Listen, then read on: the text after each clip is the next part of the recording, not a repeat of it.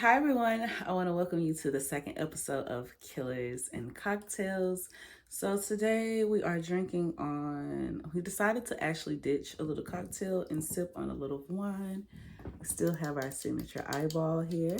So today's episode is going to be a little bit juicy. We actually have a female prospect. So let's go ahead and get into the second episode, and we're going to look into Miss Aileen Wuronos. Sit back, grab your drinks, and let's chat about it, all right? Oh, Wednesday's at that very special age when a girl has only one thing on her mind. Boys. Homicide. All right, so let's get a little bit into some background information about Aileen Wuronos. So Aileen Wuronos was born February 29th, 1956. She was a lovely Pisces. She was born to her mother, Diane Wuronos, and her father, Leo Pittman. Her mother was 14 years old at the time, and her father was 18. Let's see. She did have an older brother named Keith. I think Keith was born like 2 years prior to her. So I think Keith was born in like the beginning of her mother and her father's marriage. Her mother and her father got married. And 2 months before Diane was suspected to give birth, she filed for divorce. So she ended up giving birth to Aileen when she was 16 years old. Aileen never got a chance to meet her father. By the time that she was born, her mother and her father were already divorced. Aileen actually never really truly got a chance to meet her father. Her father was sentenced to life in prison for for raping and kidnapping a 7-year-old girl.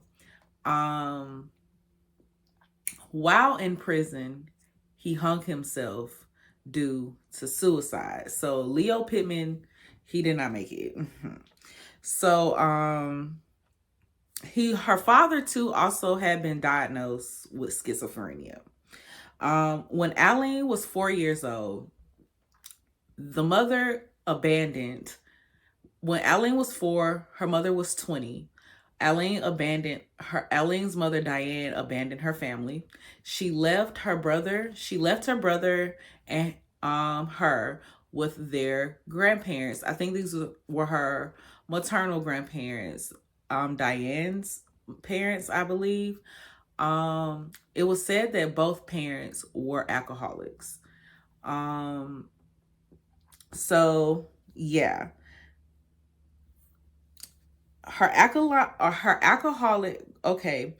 Around the age of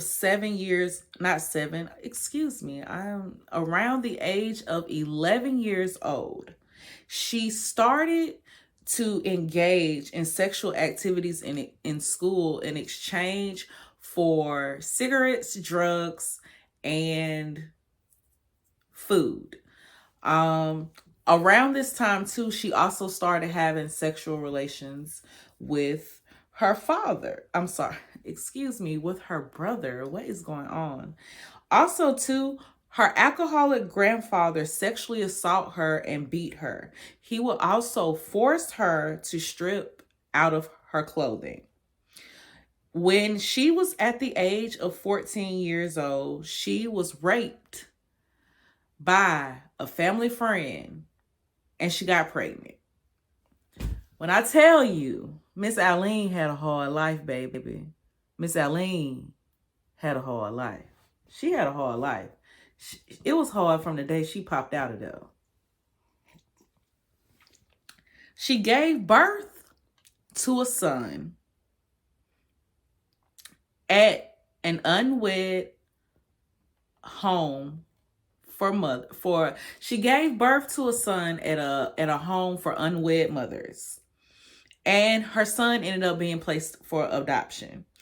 After her son was born, she dropped out of school, and also around this time, her grandmother passed away due from liver failure, due to the fact that she probably was a drinker. I think also kidney issues too. When she was 15, her grandfather kicked her out of the house and she began living in the woods where she started to support herself via prostitution. Okay, now we're going to go ahead and get into some of Aileen's murders. So Aileen became a prostitute, and it was said that she killed 7 people in the course of a 12-month time span. So this was within a year. Her first murder was Richard Charles Mallory. He was 51 years old. He was the owner of an electronics store in Clearwater, Florida. The date of his murder was November 30th, 1989. Aileen claimed that Mallory beat, raped, and sodomized her after he drove her to an abandoned area for sexual services. Mind you, it was said that all of her victims were clients of hers. Mallory was Wuronos' first victim. She claimed she killed him in self-defense. Later became known that Mallory actually had been convicted for rape in Maryland. 2 days before the murder, they found his vehicle. On December 13th, his body was found several miles away from a wooded area. He had been shot several times, 2 bullets in the left lung, and that was what was the cause of death. So Aileen goes through this killing spree, but most of these were her clients, and yet she was still trying to support herself.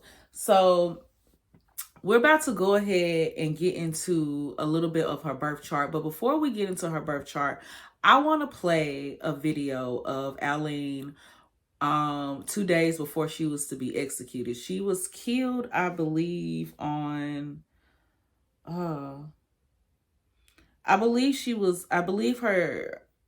know that she died in 2002. I can't remember the exact date, but I do know that she died in 2002.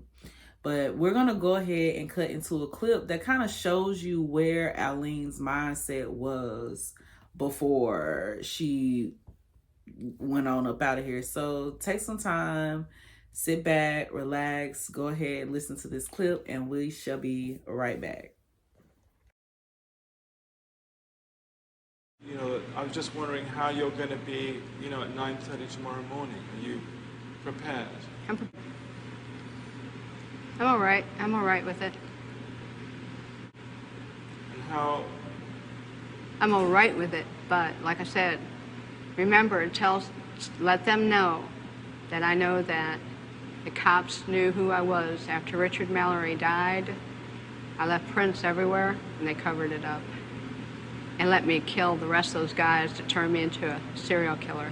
I know they did, because I was no professional serial killer or anything, murderer or whatever you want to call it, I wasn't professional at what I was doing. Aileen, I did some sloppy work, and I left How prints. have you prepared yourself for tomorrow morning? I'm all right with it. Yeah, I'm ready to go. Hey, I was tortured at BCI.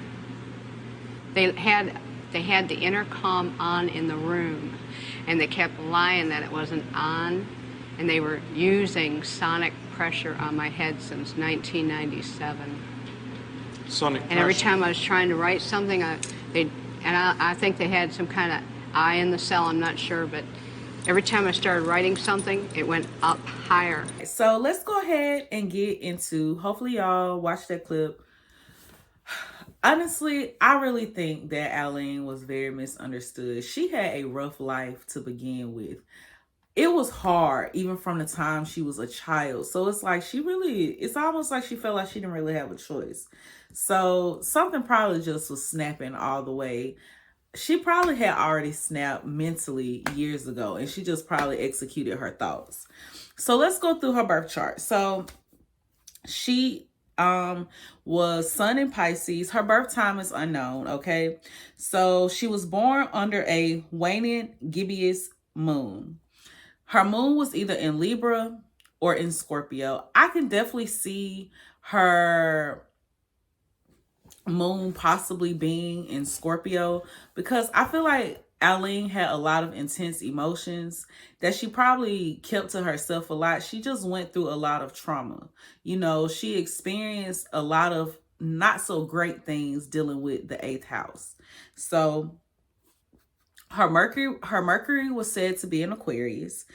Mercury in Aquarius, very communicative, like very, if you watched her interview, the way she spoke was kind of out there, but if you really listen to her, it sounded like Aileen was actually a very intuitive person.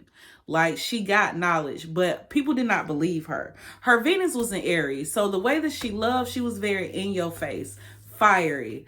I want what I want, and if I don't kind of get what I want, you know, that probably kind of equated to her in her line of prostitution. She was able to kind of stay what she wanted, and, you know, probably detach her energy as well.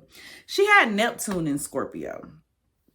Neptune is all about illusions, deception, fantasies, drugs, sex, all of those, I want to say all those good things, but all of those things that can equate to, like, you know, escapism.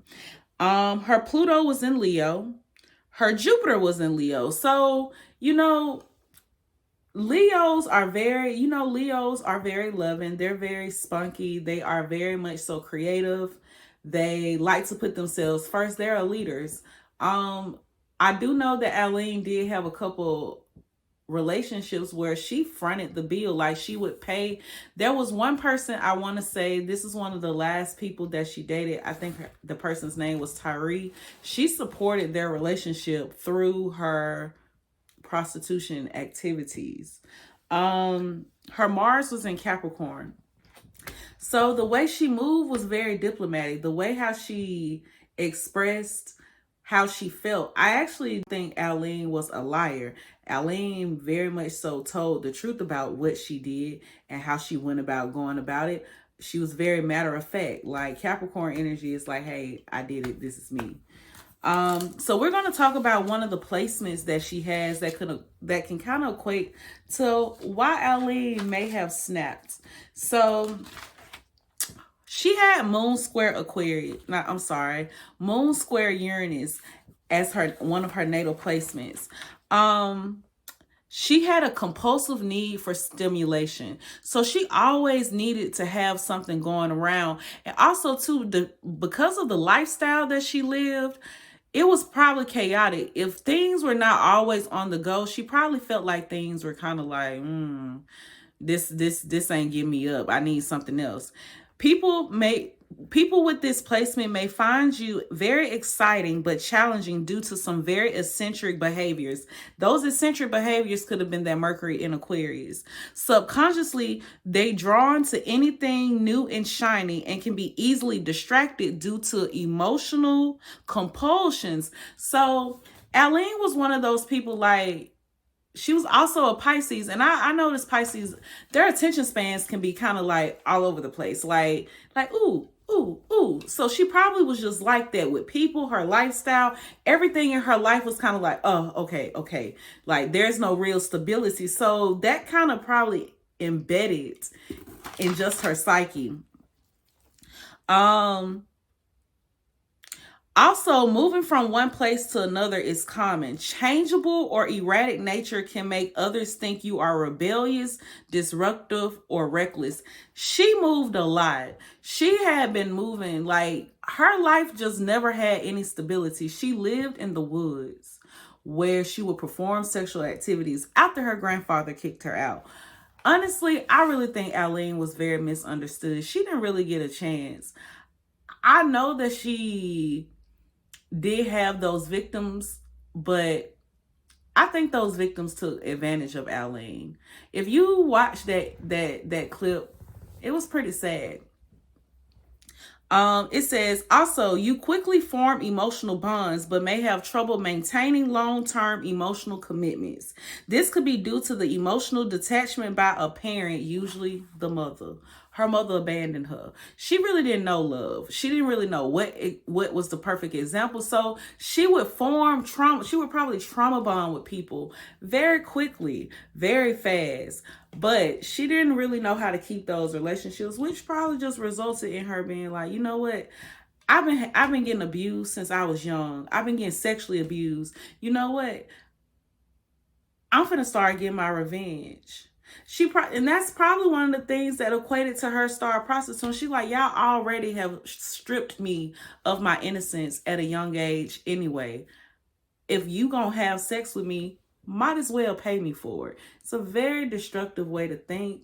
It's a very it's very toxic. I actually feel for her. And the fact that she actually ended up passing away. I really think Aileen just needed some help, and she needed some actual love in her life.